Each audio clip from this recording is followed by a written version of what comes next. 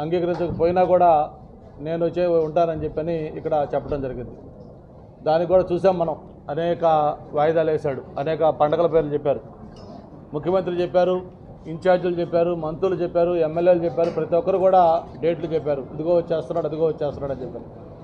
చివరికి ఆయన రాకుండానే ఆయన పదవీ కాలం కూడా అయిపోయింది.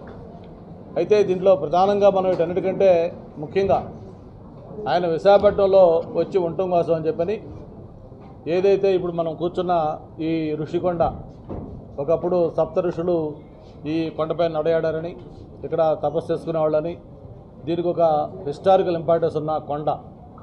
ఎవరైనా విశాఖపట్నం నుంచి బీచ్లో బీచ్ రోడ్లు వెళ్తూ ఉంటే వెళ్ళే వాళ్ళందరికి కూడా పచ్చటి కొండ అందరినీ కూడా ఎంతో ఆకర్షిస్తూ ఉండేది.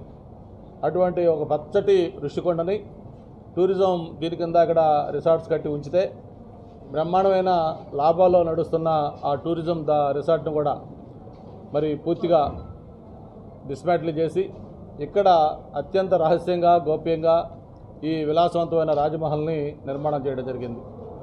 ప్రభుత్వం ఏదైనా ఒక నిర్మాణం చేసేటప్పుడు దాంట్లో రహస్యాలు ఉండవు. బహిరంగంగా ఆ బిల్డింగ్ దేనికోసం కడతా ఉన్నారు, ఎంత విస్తీర్ణత కడతా ఉన్నారు, ఎంత ఎస్టిమేట్తో కడతా ఉన్నారు, అందులో ఏమేమి ఫెసిలిటీస్ ఉంటాయి, ఇవన్నీ డ్రాయింగ్స్తో సహా బయట డిస్ప్లే చేస్తారు.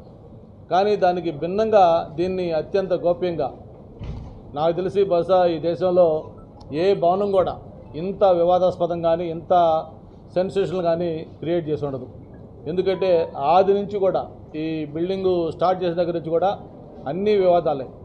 ఎందుకంటే ఈ ఋషికొండ ఏదైతే హిస్టారికల్ ఇంపార్టెన్స్ ఉన్న కొండని, ఆ పచ్చటి గ్రీనరీగా ఉన్న కొండని విధ్వంసం చేసి దీన్ని బోడిగుండు చేయడం కానీ, లేకపోతే లాభాల్లో నడుస్తున్న టూరిజం దాన్ని ధ్వంసం చేసి ఇక్కడ ఆయన క్యాంప్ ఆఫీసర్ని చెప్పి కట్టుకోవడం కానీ దాన్ని క్యాంప్ ఆఫీసర్ని ధైర్యంగా చెప్పి కట్టే ధైర్యం కూడా చేయలేకపోయారు.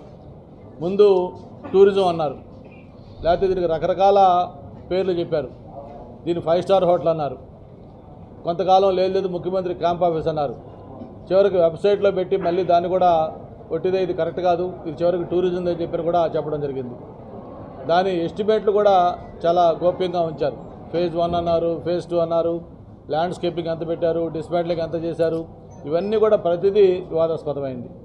మామూలుగా మిమ్మల్ని ఒకటే నేను అడుగుతా ఉన్నాను మీడియా ద్వారా జగన్మోహన్ రెడ్డి గారికి, ఆ రోజు ప్రజావేదిక కూల్చివేసినప్పుడు ఆయన చెప్పిన కారణం ఏంటో ఒకసారి మీరు గుర్తు చేసుకోండి.